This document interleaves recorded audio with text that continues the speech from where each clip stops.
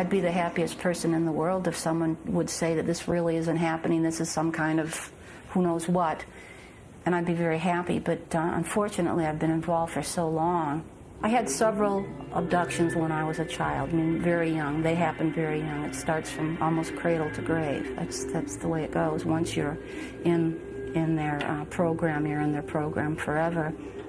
Pam is a patient of Dr. David Jacobs, an associate professor of history at Temple University, a leading proponent of the abduction phenomenon. For more than 30 years, he's worked with abductees, using hypnosis to help them regain buried memories of the experience. This is a subject that is the fringe of the fringe, and as an academic to study something like this is not a real good career move, shall we say. But one does not have the opportunity to participate in the understanding of a phenomenon of potentially enormous importance very often in one's life. Jacobs believes that at least 5 million Americans have been abducted by aliens and has heard hundreds of abduction tales, remarkably similar ones. I'm sleeping. I have a sense that the room is very still. Sometimes there's a crispness in it. I don't know how to describe that, but there's a different feeling in the room. And then the sound starts in my ear with the like that, and it goes on. And then I can see a light, and I see figures. Subjects also report that they can't move, as if they are paralyzed. The next thing they know, somebody or something comes up to them and has them rise, and often they fly directly through a closed window. If you ask people, have they been abducted, about 1 million will say yes. But in fact, most people don't know that they've been abducted because the phenomenon is forgotten almost as soon as they return from the event. Apparently, the extraterrestrials try to block people's memories of the abduction, but it's an imperfect block. Hypnosis, Jacob says, can unblock those memories. Some people remember parts of abductions, they remember sequences of abductions, and they remember whole abductions. Hypnosis, for reasons that we do not understand, sort of opens the gates, and suddenly people start to remember the long-term memory that is remembered in an odd way for the first time. So the only way that they've been able to remember this is by getting into a really relaxed, focused psychological state.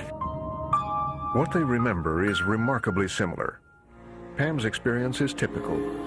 She finds herself awake but immobilized in bed. Small gray beings conduct her up to a waiting spacecraft.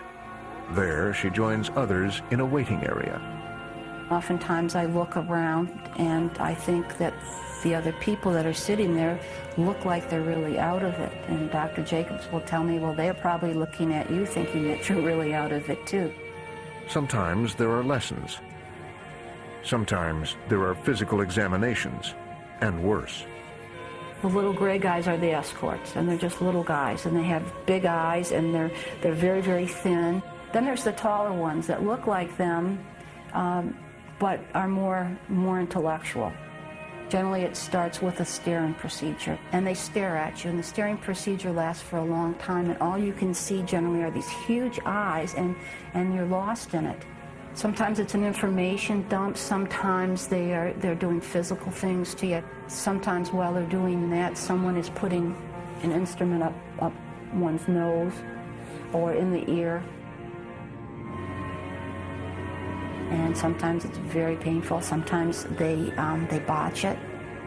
And sometimes things turn truly sinister. People have sperm taken, eggs taken, fetuses implanted in them, removed from them. Well, what I believe happens, and even at my age happens still, is that they take an embryo, which is a combination, once again, of us and them, and they insert it in us, and we carry it for about 10 weeks, and then they take it out. And then what they do with it, I've seen where they have bottles, these big bottles, and then they have these little ones suspended. And sometimes I wish I could think, oh, gee, it's a dream. You know, this isn't happening, but it is happening.